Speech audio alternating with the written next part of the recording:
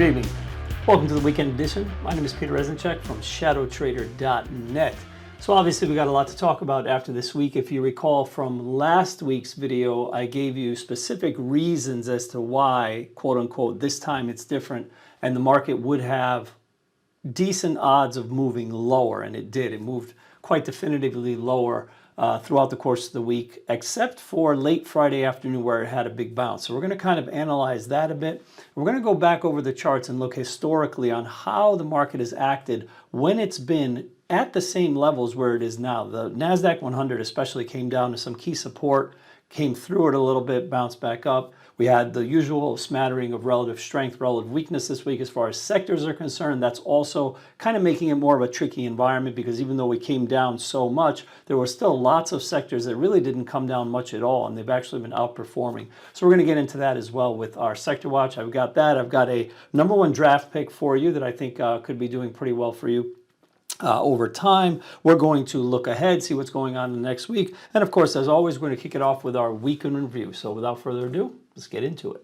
All right, so kicking it off with our week in review. This is where we look at all the major averages, but also the 11 sectors of the S&P and also a smattering of commodities, you know, gold, oil, Bitcoin, things like that, just to see how things fared over the course of the week. Important note, as always, remember, I pay very close attention to how things go from an open when I look at a certain time frame. So everything that we're discussing right here is from the Monday morning open to the Friday afternoon close. So let's take a quick look at some of this stuff here. So obviously the majors were all down quite a bit, and the NASDAQ showed a lot of relative weakness, down about 3.6% over the course of the week. The S&P didn't really fare all that badly by the end of the week, only down 1.2% on the whole week. Obviously, a lot of this has to do with the big bounce we had on Friday afternoon. But here's where things get really interesting, breaking it down in the sectors, because all week it's been really the same story over and over, where healthcare, financials, and consumer staples have been getting a lot of love, where technology has not. So you've seen this sort of sector rotation of stuff coming out of tech. That's why that NASDAQ 100 is down so much. But it's all been going into other sectors. Look at the XLF. I mean, in a week where the market was down so much, financials are up over 2% from Monday morning. Healthcare 1.6, and staples was the other one I talked about, up 1.5. So the sector rotation is here, and this is what I keep saying, is that this type of market, the main takeaway for me of this is that for now at least, and let's say that no bad news comes down the pipe, because obviously that can change everything. Something systemic can happen. But when you see a market coming down this way, where not everything is selling, you should not be all out bearish. This is the type of market that tends to snap back hard in the other direction, because there's not something systemic out there that is obviously scaring everybody. It's scaring some of the stocks that are, you know, frothy and maybe a little bit overbought, taking some of that money out of tech, but it's obviously not scaring everybody because you're rotating into these other sectors. Bonds had a great week, and this makes sense because yields were down. So you notice that just about the same amount that yields were down, bonds were up. So it's interesting how the 10-year came off almost 5%, bonds were up here. So if you're long things like TLT or things like that, you did pretty well. VIX gained about 8%. That's normal in any downturn. Gold had a down week, down about 3%, and I'm glad we're talking about that because gold is actually going to be mentioned later in the show. So pay close attention for that, because I think it's a trade idea going forward, and I'm going to show you exactly why technically it is, because something happened today that I felt was very technically important in gold. Oil was up just a smidgen, and Bitcoin was probably the biggest loser of the week, down 12%, trading down into the 80s. Really, really weak on Bitcoin. I don't know where the bottom for that might occur, but we shall see. All right, so that's our week in review. And now let's get into the charts and see how all this played out in a more technical fashion. All right, what's really going on? The segment that basically tells you what's really going on, because as I always say, it's all right in the charts, not fundamentals, not news, not any of that stuff. It's all about what's going on right in the charts. So let's check out what's really going on. You can see the downdraft here is obvious in the S&P for most of the week, except for Friday, and this is where we had the big bounce. So a little bit of a head scratcher here to me that we didn't go all the way to here. This low is important. This is the Jan 13 low.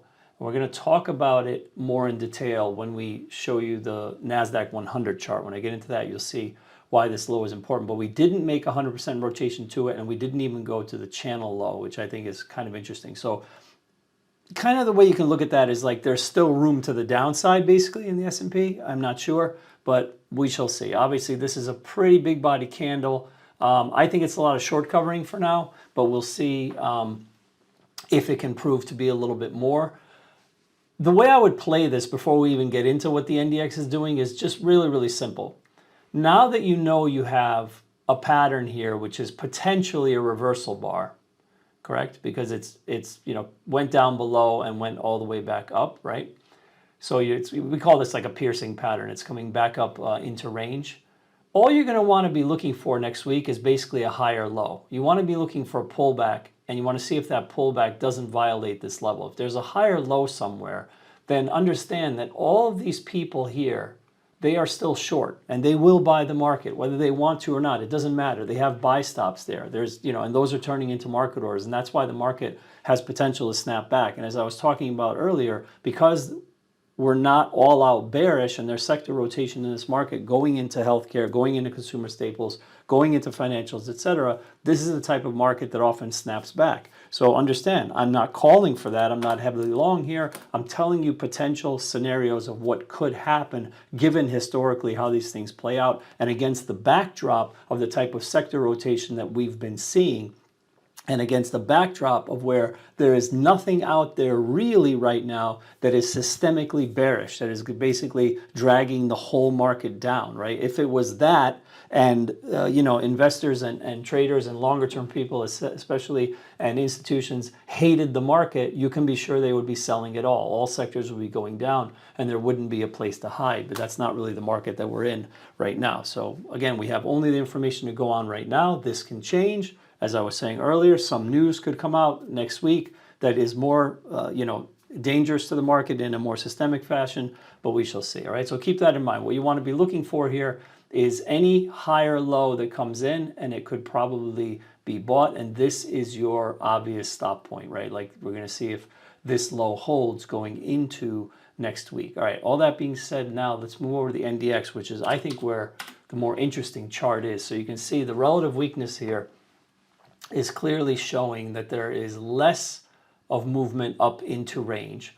And what I found was really interesting about it is that this was the Jan 13 low, and it actually got taken in the NDX, but then you came back above it, right? You actually went back above the Jan 13 low, and then it was off to the races. But again, not as much of a retrace as the other. So same exact thing. You're going to be looking to see, does this low hold now? And again, it is a higher low on any pullback potentially buyable, right? And you'll see that if you're watching trading very, very closely. You need to be watching on an intraday basis. You need to understand tempo. You need to understand tone. And you need to understand sort of the nature of price movement, right? If it comes down from here into Friday's range very, very begrudgingly, very, very much on slow tempo, and you start to see that every little sell-off gets brought back up, that tells you that people are still short and potentially new money longs are starting to come into the market. That's not what I think happened Friday. Just to be clear, I will show you subsequent sections here. We're going to get into the profile. And the market profile clearly shows us that the Friday move, especially the late afternoon when it really started to rally, was very emotional, and it was not really new money coming into the market. It was a short covering move. But that being said, remember, after a move down, day one is almost always highly emotional. It's highly charged. Day one of a turnaround, basically, right? That's always the most emotional day because it has to start with short covering. Remember, the larger players are playing in the middle of the move. There are no geniuses that are buying the lows of the market. We know that because in the futures market, we see very low volume at those levels. We call that the taper, right? At the low of a move, volume trickles down to almost nothing. So why does that happen? Because sellers are running out of bullets, and then the natural buying just takes over. But there is not big size at the lows. You can be sure of that. So just keep that in mind. All right. So that is the situation in the NASDAQ. Again, you want to be potentially looking for the pullback here we shall see. And again, just recall that the NASDAQ is a little bit more bearish than the others. And it makes perfect sense because why? In the S&P is where you've got more of those financials, healthcare, and consumer staples stocks. That's where they reside more on that side of the market. And that's why you're seeing that relative strength there. So you want to keep that in mind as well, is that if you are going to be buying the higher low, should it present itself, should it set up, you may want to be focusing more on those groups, those sectors, potentially SPY over QQQ, ES over NQ, et cetera, et cetera. Okay, time now for Sector Spotlight. This is a segment that we do in most shows on the weekend edition, but I feel like last week and this week, it's much, much more important than it's ever been because we're talking about that relative strength, relative weakness. And to that end, instead of just highlighting just one sector, I want to look at those three sectors that we were just talking about that have been showing a lot of relative strength. So kicking it off with XLV here, this is healthcare. And again, look at the chart over what happened this week. This is basically the week that we just had, and again in such sharp contrast to the broad market itself going down so much. This one is just looking basically bullish and actually looks like there's going to be a breakout here, right? You've got an obvious shelf here, and all this area here is not going to be too much resistance. You can see that the next area of where it backed off before is above 150 there, so just keep that in mind. So that's healthcare. Then we also have financials looking great, right? And this is probably going to be a breakout here, right? Notice that we have 1, 2, 3, 4, 5, and now we're at the same area as number 6. So you tell me, what do you think is going to happen? This is probably going to go higher, and this is worth, I'm just looking over there at the sidebar, 14.1% of the market right now. 14.1% of the market is financials. And then we also wanted to talk about staples, which had a good week, which is XLP. Close to a high here, so we'll see if it can get up there. That's here, and kind of took out this area by a little bit, and look where we are now. So is there potential to, for the sector to move back to where the highs are? I would say there is potential for that. So these are the sectors that are stronger than other sectors, and you may want to position yourself there potentially if we get that bounce next week off of that higher low. If that setup occurs, these are the sectors that are probably going to run more than others. All right, let's get into a little bit of market profile, one of my favorite subjects. This is going to be a very short segment. I don't want to get too deep into the profile. I just want to point out one thing because it's specific to what I was talking about, knowing whether or not there's short covering or not versus new money buying. And this looks like short covering to me for now, for the simple fact that if you notice, where was all of the value, where all the time was spent in the distribution? This is Friday's distribution of the ES. And you can see that it's all much, much lower. So value is actually much, much lower down in here, right? All down here at the lower end of it. And then the market kind of strengthens up. And look what happens here as you go much higher. It's a lot of single prints. Look at all these single prints. This is pure emotion. Not a lot of time was spent here. This is a lot of buy stops getting triggered. And even up at the topmost portion of the distribution, right? You can see the red box is where we closed, right in here, but again, it's very, very thin.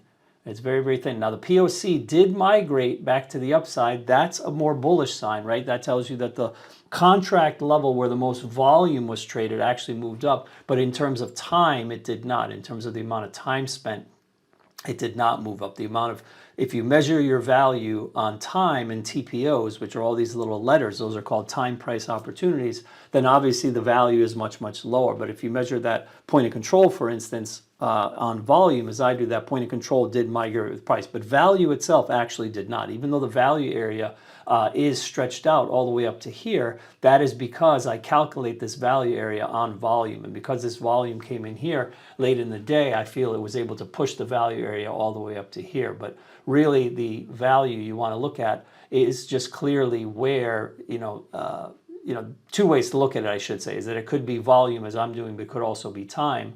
And if this value area was calculated on time, I don't think it would be as extended. I think you would have more of a value area that was more like a square box somewhere down here. So kind of keep that in mind. I mean, the movement of the POC up by volume, that's slightly more bullish, but I'm focusing more on the bigger picture of how this distribution laid itself out. And to me, this is all short covering here. When I see anything skinny like this, it's always very suspect to me. And what it also does is it's going to set up some really clear trade signals on Monday. And these are the things that I talk about in my pre-market perspective newsletter and video every single morning, because these are the nuances that are available in the market profile that you do not see inside of regular OHLC and candlestick charts. If you don't have the profile or you're not a subscriber to my morning letter, you're not going to see this. So let me just illustrate what I'm talking about specifically. We have a lot of market generator information here at our fingertips just in knowing where these single prints exist. And remember, these single prints here, this doesn't exist in a candlestick chart, right? The candlestick chart just has an OHLNC, and you don't know that this is inside of it. And look at how thin the volume is here. It's like some of these areas, like literally nobody traded. So one of the things that I'm going to be looking for on Monday that's going to confirm to me whether or not this higher low is being put in is the simple fact that because this area is so thin, I know what should happen. If sellers come into this market, they should drill it right down through all this area very, very easily, at least to here, which I call that the bottom of the single prints, right? Right there where the single prints start.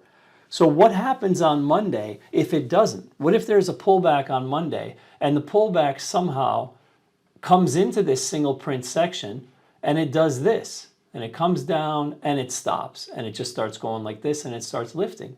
You should buy that market, right? Especially if you're a daytime free and futures trader, you should be a buyer because that's the classic WWSHD, right? Which stands for when what should happen doesn't. And when what should happen doesn't, you need to go in the other direction, right? In the direction that's opposite of what you thought was going to happen, right? So this area is emotional. This area is weak. This area should get retraced. If this area doesn't get retraced fully, that is a sign of strength. So anything that doesn't come down the bottom of those single prints is a sign of strength, and you want to use this information to your advantage when you're looking at the market next week. Okay, time now for our number one draft pick. This is where I leave you with one solid idea that I think is going to work out well in the coming days and weeks.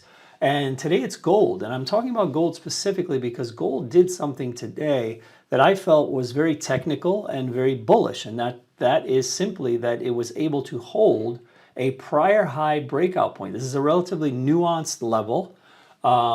It's not like a prior low or something like that where it actually came down to a support. It actually came down to a prior high whereupon it broke out, and it held that prior high very, very well. And I think to me that is very short-term bullish. Notice that the area here, which is the high, which was the breakout point, is 28.4550. I've listed that here. And the low in gold today was 28.4410. So it really came literally right to it, breaking through by a point or so and turned itself right back around. So this is a key area, I think, in gold where GC contracts or GLD can be accumulated. Obviously, if this area is lost, then you need to reassess the situation. If it is lost, I think there's potential probably that it's going to come into here. It's going to probably go closer to this big round number of 2,800.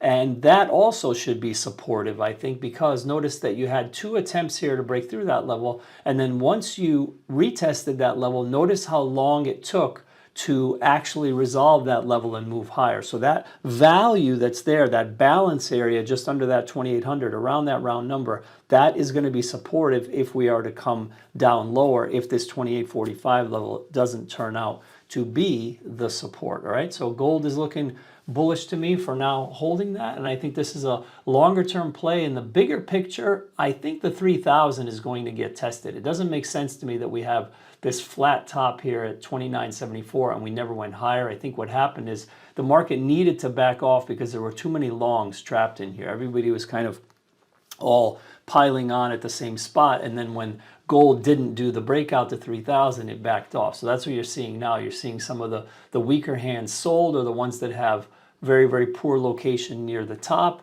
and then we'll see if we can retest. Now, obviously, if we do get the trajectory I'm thinking of where we move up, an interesting play is also going to be the fact that getting back to that prior high at the 29.74, that's going to be a breakout point for the 3,000, and that should be obvious because look at the number of tests. I mean, it's literally 1, 2, 3, 4, whatever. It's 6, 7 sessions that all kind of came up to the same area. So I think above that 74, and obviously I don't want to get ahead of myself. That's could take a while to get to, but it's a level you may want to keep in mind in the future, looking at that 29.74 level for the break up to that 3,000 target.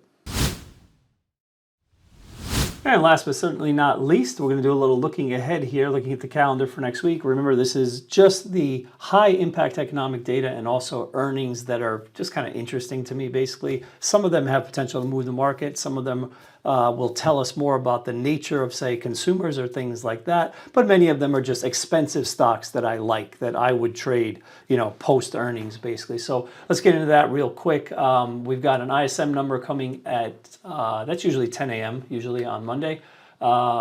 Tuesday, there's no economic data, but AutoZone is going to report. That's a big expensive stock that might have some movement. CPI data on Wednesday, and then we've got initial claims and continuing claims on Thursday as usual. And then two really big retailers are going to report. And this could give us some inkling about how kind of people feel out there. Macy's and Costco going to be reporting. And then Friday is also very important with non-farm payrolls and the unemployment rate. Remember, we only get that once a month.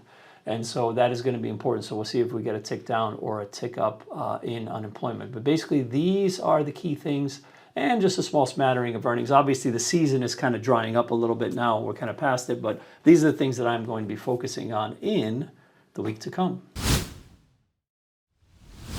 And that's all for this week. Thank you for spending a little bit of your weekend with me. Quick update on the new studio. Something happened this week that I'm super excited about. I'm not going to let the cat out of the bag and tell you what it is, but we basically made a huge leap forward in our plans for our new studio, and we hope to be in there. We're thinking now it's going to be about 6 to 8 weeks, but when we get it, it is going to be super exciting, and I think you guys are going to really love it. Complete overhaul of the studio, new location, and new set. And again, I think it's going to be fantastic. So Weekend Edition 2.0 is going to be coming up soon, so look out for that. All right, as we talked about in the video, we don't know as of now if this is going to turn into a higher low, but the potential is there, right, because of that sector rotation and the fact that the NASDAQ 100 broke down through the January 13th low and was not able to hold it, came back up. So what are we going to be looking for next week? You're going to be watching tone, you're going to be watching tempo, how it's coming down, if it comes down, and most importantly, you're going to be watching those single prints. That's really, really important. That profile chart is up all day long in my room, the Weekly Options Advisory room. So even if you don't have access to it, if you're one of my subscribers, you get to watch that chart live as it develops all day long. You can see the link is right there in the Chiron. You can sign up if you would like to trade with me. All right. Be careful out there. Remember, nothing is set in stone. This market is still a little bit jittery. Everything is all about potential, right? Do not predict, try and react. But when you react, react in an educated manner. And that essentially is what I'm trying to help everybody with here, right? It's very hard, especially in this market because it is somewhat volatile, to predict it specifically, but we can react. And again, we can react in a rational and educated manner, all right? Be safe out there. Coming at you from beautiful Los Angeles, California. As always, remember to hit those like and subscribe buttons and the little bell icon to be notified whenever Shadow Trader posts new content. I wish you good trading and good night.